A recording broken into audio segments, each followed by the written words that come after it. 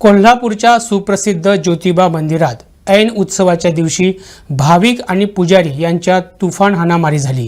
या घटनेचा video social मीडियावरून व्हायरल झाल्यानंतर देवस्थानचे 15 पुजारी आणि परिते गावातील 16 भाविक यांच्या विरोधात पोलिसांनी गुन्हा नोंद केला आहे। ही मारहाण नेमकी कोणत्या कारणावरून झाली याबाबत पोलीस चौकशी करत आहेत। दरम्यान पुजाऱ्यांनी परिते गावच्या तरुणांवर गंभीर आरोप केलेत।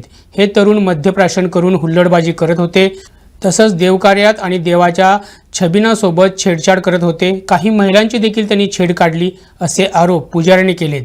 तर परिते गावच्या सरपंचांनी हे सगळे आरोप फेटाळून लावलेत।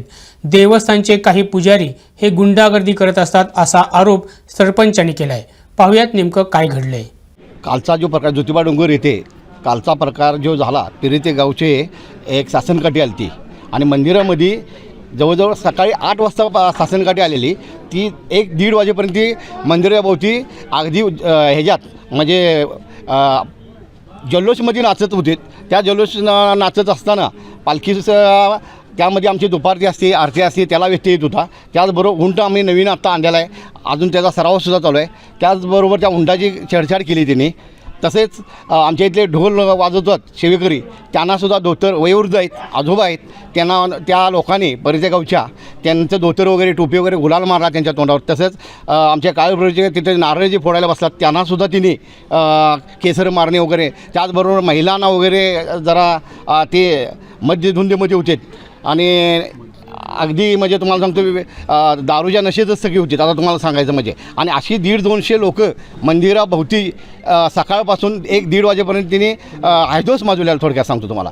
आणि हे होत असताना देवस्थान कर्मचाऱ्यांनी सुद्धा त्यांना हे प्रयत्न केला की हे करण्यासाठी अटकाव केला, तरी त्यांनासुद्धा ऐकलं नाही। त्यांच्यावरसुद्धा धक्काबुक्की त्यांना केली। त्याचबरोबर पोलीस डिपार्टमेंटसुद्धा होतं, त्यांनासुद्धा काही 1-2 महिलांनासुद्धा तिने ढकल हे केलं। त्याच असा ज्यावेळी त्यांचा उन्माद माजत गेला आणि पुजाऱ्यांना आवाजच्या शिव्यासुद्धा दिल्या त्यांनी, मग ते सण न होता अनेक भाविक तिथं अगदी त्यांना ते भयभीत बी झाले। अशी लोक येतात, नाचतात, तिथं रांगा चालू आहेत, मोठा रविवार होता। त्यामुळं आमच्या लोकांनासुद्धा किती सहनशीलता करायची म्हणून लोकांना त्यांना काढण्याचा आम्ही प्रयत्न करत होतो। आणि त्यांनी नंतर शिवीगाळ वगैरे चालवून त्यांना आणि चुकून काही लोकांनी माहिती चुकीची दिली गेली। आज आम्ही पुजारी वर्ग आहे, त्यांच्यावर कुठला गुन्हा दाखल करू शकत नाही, त्यांना आशीर्वाद देणारी माणसं आम्ही, आणि त्यांच्यावर आम्ही परत गुन्हा दाखल करणे हे आम्हाला योग्य वाटलं नाही। कारण ती अगदी तुम्हाला सांगायचं म्हणजे व्यसनाधीन होती आणि त्यांच्यावर आम्ही जर आज काल कंप्लेंट दिली, आम्ही मेडिकलसुद्धा केली असती तरी त्यांच्यावर गुन्हा दाखल होता। पण तो पुजारी वर्गानं आशीर्वाद द्यायचा असतो, कुणावर गुन्हा द्या नाही। त्यांच्या सरपंचांनी त्यांनी स्वतः माफीसुद्धा मागितली, मी यांच्या वतीनं माफी मागतो आणि असं काय होणार नाही इथनं पुढं। त्यांनी माफीनामासुद्धा मागितला। मग आता एखाद्यानं माफी मागितल्यावर क्षमा करणे कर्तव्य बी असते, म्हणून आम्ही त्यांना कालचा तो विषय संपवलेला। कारण ह्याच्यामुळे काय झालं, कुणीतरी व्हिडिओ केला की पुजाऱ्याने मारले, परंतु त्या लोकांनी अनेक भाविकांना त्रास दिला। आणि ही जी लोक जनता येत्या भाविक हा पुजाऱ्यांच्याकडे बघून सुद्धा येतो आणि त्यांच्या जीवावर बी येत असतो इथं। कारण काही लोक कसं आहे, एवढी मोठी लोक येत असताना काही इथं अनर्थ घडला तर पुजारी त्यांना धावून येतो आणि कुठेही अत्याचार किंवा अन्याय होत असेल तर पुजारीसुद्धा तो बघवत नाही आणि त्यांना सोय करणे, त्यांची व्यवस्था इथनं जाणं हे आमचं कर्तव्य आहे पुजाऱ्यांचं। आणि एवढा मोठा भाविक येतो आहे, त्यांच्यासाठी आम्ही तिथं निश्चितपणे अन्यायाला आम्ही वाचा फोडणार अशी माणसं आहे। आणि त्यामुळे आम्ही तिथं त्यांच्या जे चालेला उद्रेक 150-200 माणसांचा ते आम्ही तिथं बंद करण्याचा प्रयत्न केला।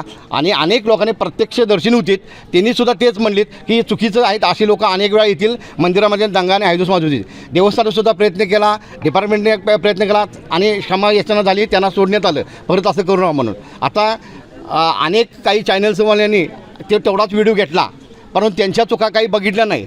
आणि तेव्हा काय झालं, पुजारी वर्गाने मारला म्हणून काय झालं की बातमी लिकेज केली आणि पुजारी वर्गांच्या अनेक आमच्या कमिटी आल्या की वाईट एकदम म्हणजे काही हे पुजारी हे असे आहेत तसे, परंतु ही चुकीचं आहे. एकच बाजू मांडली गेली आणि ही बाजू मांडत असताना आमच्या लोकांच्या प्रतिक्रिया समाजामधल्या कुणाला ज्योतिबावरल्या ग्रामस्थांना विचारात न घेता एकतर्फी बातमी लावली, ते चुकीचं आहे. आम्ही त्यांचा आज कुठल्याही चॅनलचं नाव घेतलं, परंतु तुम्हाला सांगतो जे चॅनलवाले तुम्ही दिलं असेल ही आमची प्रतिक्रिया आहे. आज गाव आमच्या एक तुम्हाला सांगतो की एखाद्या दुःख आम्ही व्यक्त केलं आहे की अनेक भाविक येतात, पण आम्ही निषेध म्हणून तिथं आज दुकानंसुद्धा आमची बंद झालेली आहेत. ग्रामस्थांनी उत्स्फूर्तपणे का की एक चूक नसताना आमच्या ह्याच्यावर लादली गेली आहे आणि ही भाविकांसाठी आम्ही हे केलं होतं की काही नशेखोर येतात आणि ते दंगा माजवाल्यात म्हणूनच त्यांनी केलं, म्हणून आम्ही त्यांना थोडा प्रतिकार केला असेल.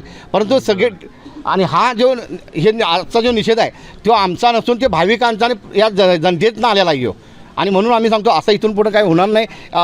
आमची तर चूक नसताना आम्हाला वाईट वाटायला की प्रतिक्रिया तुमच्या वाईट आल्यात. काल मंदिरामध्ये जो प्रकार झाला सकाळी 8 वाजल्यापासून ते 1-1:30 वाजेपर्यंत परिते गावचे लोक पूर्ण नशेत धुंद होते आणि त्यांनी इथं येणाऱ्या भाविकांना वगैरे भरपूर त्रास दिला. महिला वर्गाची छेडछाड वगैरे केली आणि ह्या गोष्टीचा गुरव समाजाचा अध्यक्ष ह्या नात्यानं मी पहिला निषेध करतो. थोडक्यात म्हणजे इथं येणारा भाविक तो सगळ्याच प्रकारचा आहे, पण आपल्यामुळं बाकीच्या यात्रेला त्रास होऊ नये हे त्यांनी लक्षात घ्यायला पाहिजे होतं. त्यांनी नशेत असताना काल देवस्थान कर्मचारी, पोलीस कर्मचारी, इथले पुजारी वर्ग वगैरे येणारा भाविक ह्या सगळ्यांनाच त्यांनी त्रास दिला आणि कोणीतरी एका वार्ताहरनं किंवा मीडियामधल्या एका कोणीतरी फक्त एक बाजू बघून ती बातमी सगळीकडं पाठवली. त्याच्यामुळं आमच्या समाजाची नाहक बदनामी विनाकारण झालेली आहे. त्याबद्दल मी ह्या कालच्या गोष्टीचा ज्यांनी हे सगळं व्हायरल केलं आहे त्यांचा निषेध करतो आणि आज त्याचा निषेध म्हणून गावातील सर्व दुकानदारांनी दुकानं बंद केलेली आहेत. मंदिरं सुरळीतपणे चालू आहेत, भाविकांना कसलाही त्रास न होता दर्शन चालू आहे. गोव्यासह महाराष्ट्रातील अशाच महत्त्वपूर्ण घडामोडी नेमकेपणानं जाणून घेण्यासाठी आमच्या प्रुडंट मराठी यूट्यूब चॅनलला सबस्क्राईब करा.